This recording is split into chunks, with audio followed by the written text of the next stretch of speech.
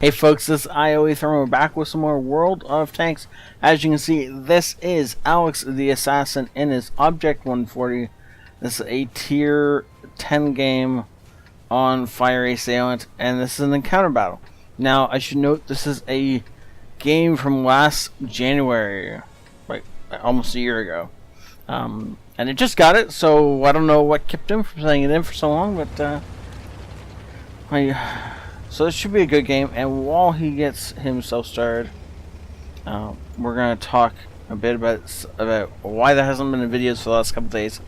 So the rig behind me that you guys actually can't see, the reason you can't see it is because it's the professional grade rig that my wife and I bought. We're actually going to pause this right here before he does anything. So it's a professional grade rig that my wife and I bought about a month ago, and the original agreement when we bought it was that we'd split time with it, and I use it during the day and she uses it at night when she gets home and stuff like that, and it would always be available for my recordings, and it would be always available for her when she needs a photo shoot.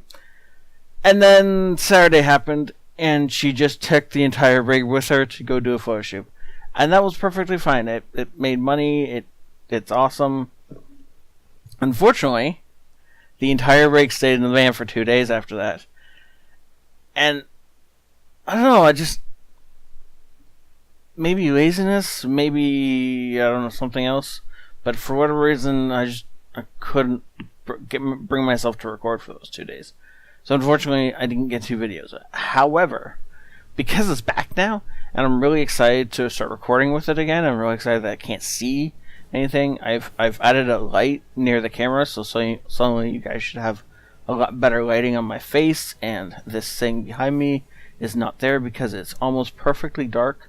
Yes, there's a little corner right here that will make you think that you're going crazy. I can't fix that right this second. I think I actually need a bigger light because the light I have on is quite small, but I don't know if I have room. It doesn't matter. The point being that for right now, the setup is just about perfect. And so, now that we're back to recording, I'm going to do this game, and I'm probably going to do a bonus game for today, and then a game tomorrow, and a bonus game for tomorrow, and then we'll see about getting back into all the rest of the stuff that I've been slowing down with, like the secondary games, and streaming and stuff like that. So, yeah. That all being said, thank you for bearing with me, and congratulations to the newest Patreon, Captain Zero, Google, or Giggles, whichever name he wants to go by right now. Monkey, also, that's another name he goes by. Anyways, thank you so much, and you now have permissions in Discord to go wherever you want to. Well, within the Patreon stuff, you get access to all the videos on Patreon that nobody else who is on Patreon gets access to. So, cool. Thank you. And I've forgotten everything I was going to talk about in this game. So, there's that. Oh, right. So, this is a 17.1 game. So, it's about from a year ago.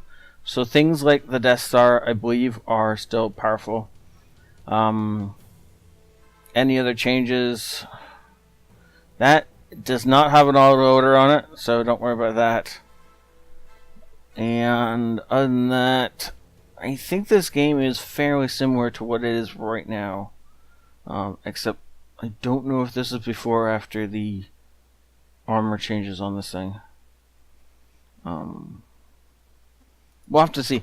I'm sure somebody who knows this thing a lot better than I do can leave that info in the comment section below. Oh, so of course, if you like this video, then please do hit the like button. I am still running the 500 gold video thing. So, at the end of the week, on Friday night, I'm going to look at who got the most likes on their video, and that person will receive 500 gold. And that's the... So if you think it should be Alex the Assassin, then go ahead and hit the like button on that. That would be amazing. And, of course, you can get your friends to watch this if you share it with them, and we are something like 5 or 6 people away from 400. It keeps like bouncing back and forth. It's getting annoying, but it's so close. It's making me happy at the same time, you know.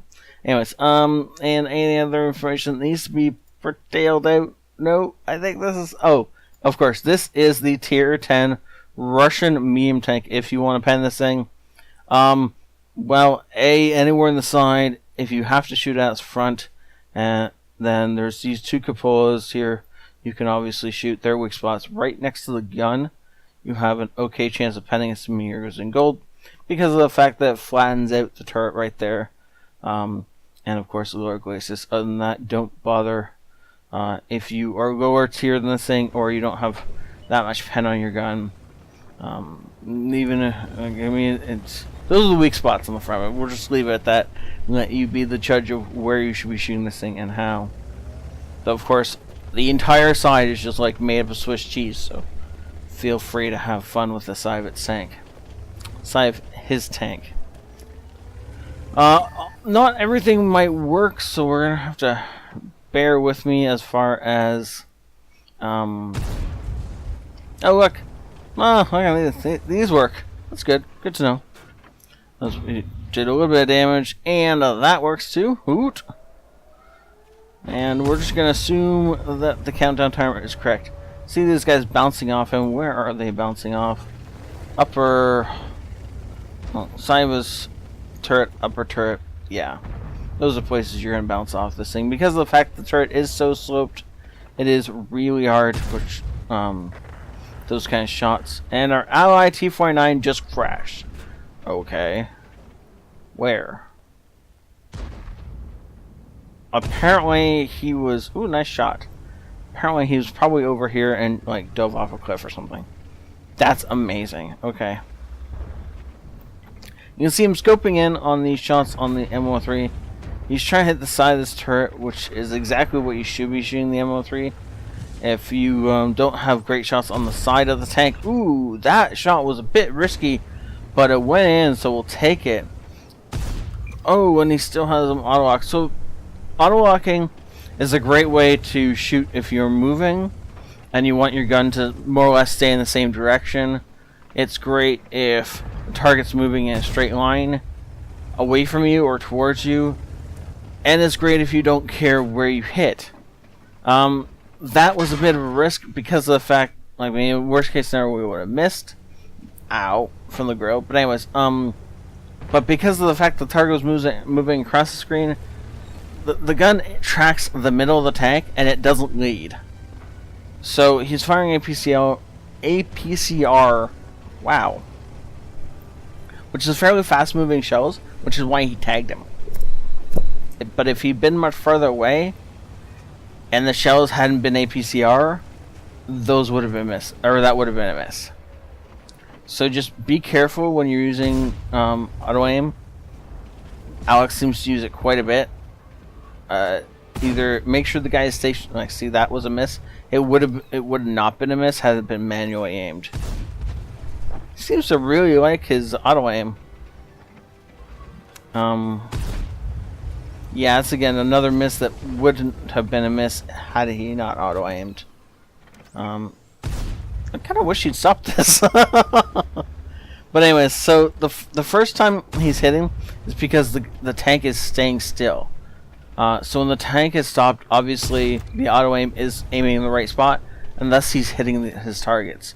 When the tank is moving backwards, he's so far away that even these fast-moving shells are not going to reach their target before the target is moved out of the way. Now this might work because if he fires at, yeah, see he auto-aimed on the T10 and hit the T34. I understand it's obviously effective, but I think it'd be more effective if he was aiming in by hand rather than aiming with the auto-aim. He'd hit the targets more often, whereas he is aiming fairly often right now, but it's just, I don't know, it's more reliable. Anyways, I assume I'm going to get a lot of controversy from this. I'm not out to cause controversy, but I'm sure there's going to be a lot of it in the comments. And some people are like, what do you mean? He's hitting, what does it matter? and I'm gonna get some of the better players, I'm sure, telling me one way or the other. So that should be a fun little argument in the comment section, and I'm looking forward to seeing it. 183 is really deadly, so if we can get that out of the game, then that is substantial. Look at that, 4,000 damage already, and he's not done. He is, however, about to, well, I was going to say, he was about to finish off that T-32, but then we missed, and that didn't finish off the T-32 at all. So if you let the enemies control this area of the map, either on encounter or on a standard battle, then you gift any tanks you have over here to the enemy. However, if you press in your tanks, then A, you have the ability to push over this ridge line and hit these guys, or the other way you can do it is by pressing into this dip, and then you can fire into them as they're trying to push up on your guys. Push up the hill so they can shoot at your guys.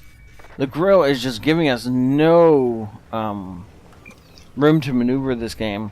Every time that grill has a shot on it, he seems to hit us, though he managed to bounce one of them, so that is helpful.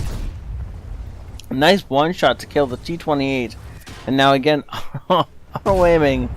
Ram, nice kill onto the Centurion. Centurion was at 28 health. He's low enough that a ram would have killed him, which is exactly what happened. And with the spine damage, we're up over 6k combined damage in this game, which is enough to get him into 6k damage club. But you get the feeling he's probably going to try and get there all by himself without the spine damage, because I do. And he hits a couple more of those shots, he's going to be there. Looking for one last shot into a tank to get up over 6k. Well, I mean, why stop there, right? He's just going to go ahead and take out that E50M again with auto-aiming. I mean, I don't want to bash the guy. The guy is doing really, really well this game. But that all being said, start to notice when people are out. Okay, don't stop. Just stop the auto-aiming. Okay, stop the bleeding on that. That is the front end of a Foch. You cannot auto-aim that to go in. You got lucky there, though. It must have been the side of a Foch. The grill, again, some of these shots, he's gotten comfortable with the auto-aiming, and he just continues to do it. And, oh no, they capped out. Well, yeah, I guess that can happen too. But anyways, he's gotten so comfortable with some of these shots that he's just continually auto-aiming, and doing so is actually becoming a detriment to him at the end of that game.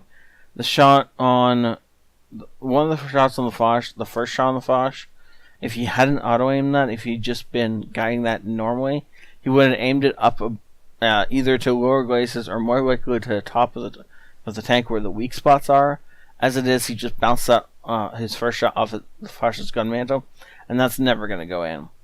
The grill shot, if he hadn't been auto-aiming, he would have been able to lead the grill enough that even if it tried to duck into cover, he still would have hit it, and so that would have been another like 600 damage.